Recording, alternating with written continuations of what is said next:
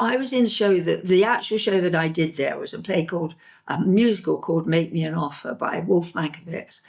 A lot of it improvised in the way that we did, but it was Joan. The main reason I was there was Joan Littlewood, because I wasn't the right sort of person for the theatre in those days. The West End was full of middle-class, elegant, beautiful, received pronunciation type people.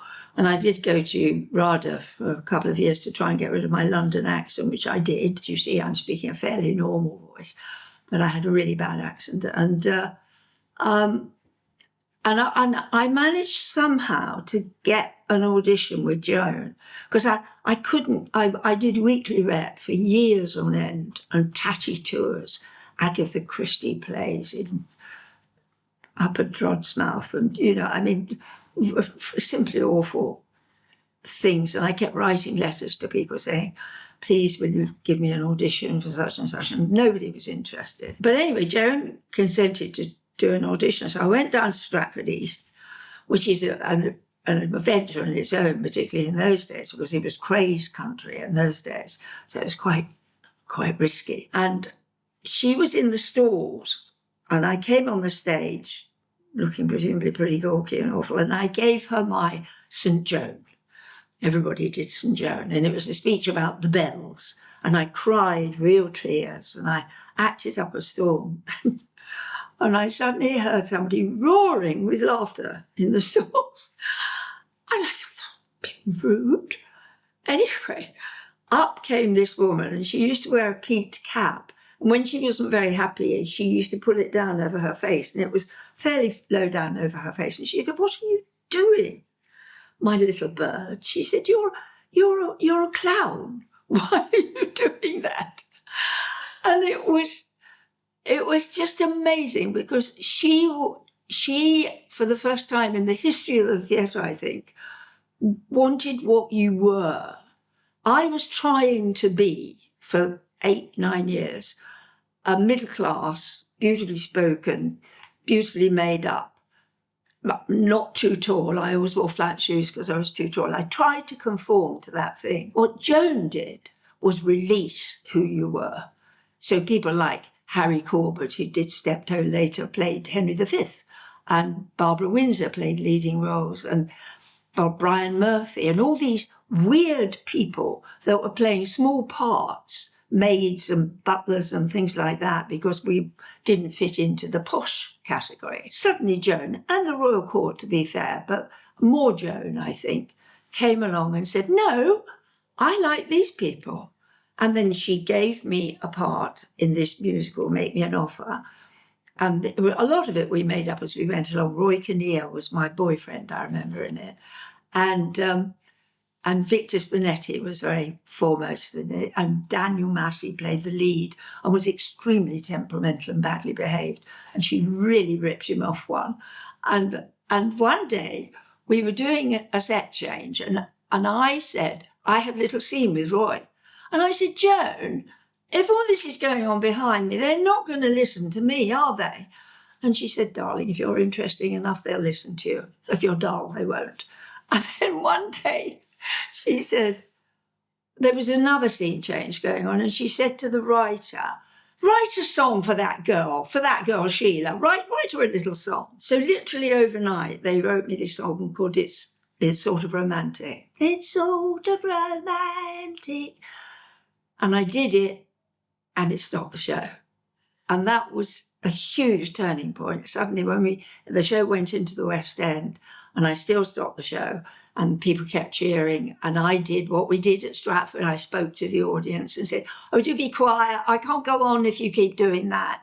I haven't got any more song. I've only got one chorus. I'll make some up if you like. I mean, a long dialogue. And of course, it was headlines in the papers the following day. And then a back up to that story, which sums Joan up, it was a huge success. And I got a huge personal success, which frightened the living daylights out of me. I didn't know what had hit me. I really was scared. And the next night, after these amazing reviews had come out, I was in the wings, utterly full of stage fright. And I suddenly felt her arms around me, or it turned out to be her arms, but I felt arms around me. And whispering in my ear, somebody said, you're in a nasty, dark, terrifying forest and you're very scared, but out there is sun and light and love. And she shoved me onto the stage. And it was, again, an amazing lesson to teach you to. I have always suffered from stage fright, but I've always remembered Joan saying that when I've been frightened in the wings, because of course it was true.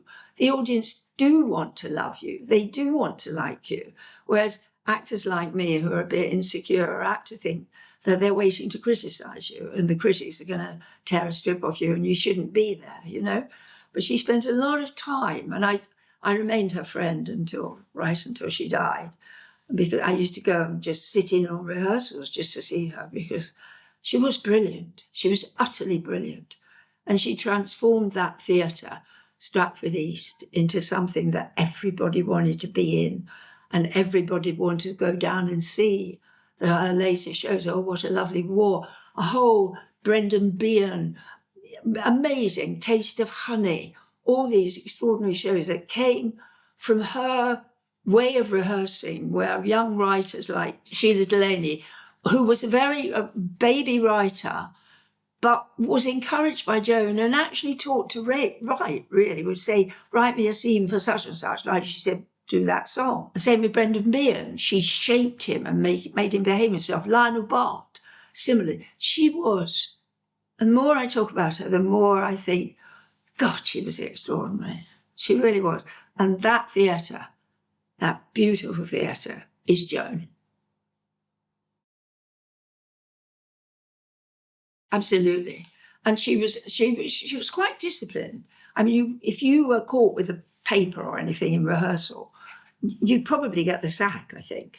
I mean, everybody had to be focused.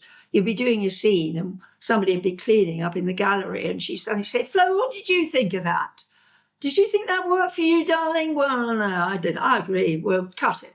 You know, and she just, everybody was involved. And she hated it when we went off. I did have quite a bit of success in the West End after that. And she never stayed beyond the interval. She never. And I would get a note saying, what are you doing? Why are you doing this crap? And, you know, she hated us all leaving from under her wings.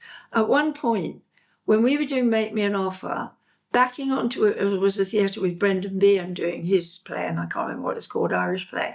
Down the road was Things Ain't What They Used to Be, all her shows. And she would come in. I remember one night she came in and said, darling, they're getting awfully boring in the Irish lot. Go on there tonight. I said, what do you mean? She said, just go on and see what they do. Give them something to think about. So I went in my Cockney outfit and wandered into this iron. All the actors went, huh? And then, of course, we did have the most enormous fun and improvising the situation of this strange girl arriving in this world. She trusted us. The actors were absolutely part of the creation. We couldn't have done it without her. But nevertheless, she did bring the most creative. I mean, I had never, in the previous 9-10 years I'd been in the business, I had never been called upon to be creative. Not really. I'd learnt my lines and I interpreted the part as well as I could.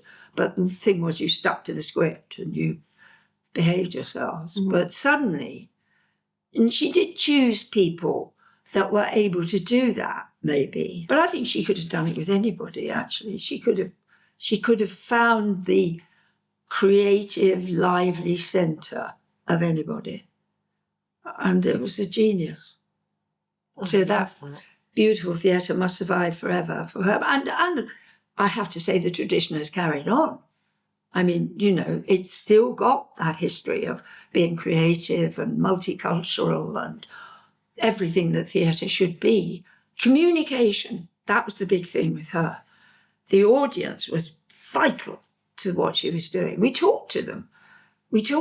I've always kept that habit. I was in a musical recently in a fringe theatre in London, and I dried, forgot the lines. And the audience were all around me, and I was singing this song with Jenna Russell was playing the other button. And I said, I stopped and said, I haven't the slightest idea what I say next. And the audience sort of gasped a bit. And then there was a bloke there, he said, I know. I said, do you? He said, yeah, I've seen the show about 10 times. I know. What you say now is such and such. I said, for the rest of the show, I had this dialogue with this bloke. But the contact with the audience with Joan was absolutely vital. Oh, she would be so thrilled that despite desolation that's happened, I mean, it's marooned on an island now, isn't it, the theatre? Whereas before it was just down Angel Lane and there were cafes that we all used to go to. Crays were great, the great addicts of the theatre. They knew Joan very well. She thought they were wonderful. I thought they were scary, but she thought, wonderful. They were really good clowns, she thought. But it was a lively, wonderful place. And it still is, in a different way. It's now a multicultural, lively place. And she would have loved that. She would have loved it.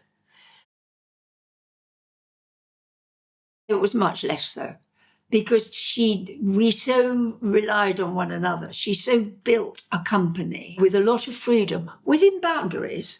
I mean, I wish I'd kept them, but she used to do masses of notes after a performance, and you thought you were doing something funny with Roy in the corner and not notice it. She always saw it and said, that was irrelevant, darling, we won't do that again, will we? But I mean, and then she'd also pick out something that she thought was wonderfully inventive. She'd say, oh, that was lovely, I loved that. She was a genius, honestly she was, and terribly important to theatre history. And I get very angry when she's forgotten, particularly in terms of the Royal Court. Everybody goes on about the Royal Court, and it was important. Look Back in Anger was a big change. Suddenly we got working class people on stage and all that. But Joan had been doing that up in Birmingham before then. And Joan continued to do it in a much more open way. It was a more intellectual version of it at the Royal Court. But it was important. But she was vital to theatre history, television and everything, caring about the working class. I don't think she was working class herself, actually. I think she was quite middle class. I think she worked for the BBC originally or something, but she had such vision. And her partner, whom she loved dearly, called Jerry Raffles, supported her. He did all the nasty things. Joan could remain being lovely. But if you had to be told off, or if your salary was going to be cut yet again, it was Jerry that gave you the news, not Joan. But I have to say, after Jerry died, Joan lost all her spirit, and it wasn't long after that she kind of packed it in. But we all used to meet. There was a flat that Vita Spinetti had down in Brighton, and she often stayed down there. When she was there, we would all go down and just sit. She was like a sort of guru, really, for a lot of people. I look back with great respect and love to her, actually. It means that it's theatre for the people, an absolutely archetypal theatre for the people, and still is, and has managed to retain that, even though architecturally it's in a terrible position now. But somehow that theatre has been lucky with the people in charge that they've kept it being a community centre, and long may it be so.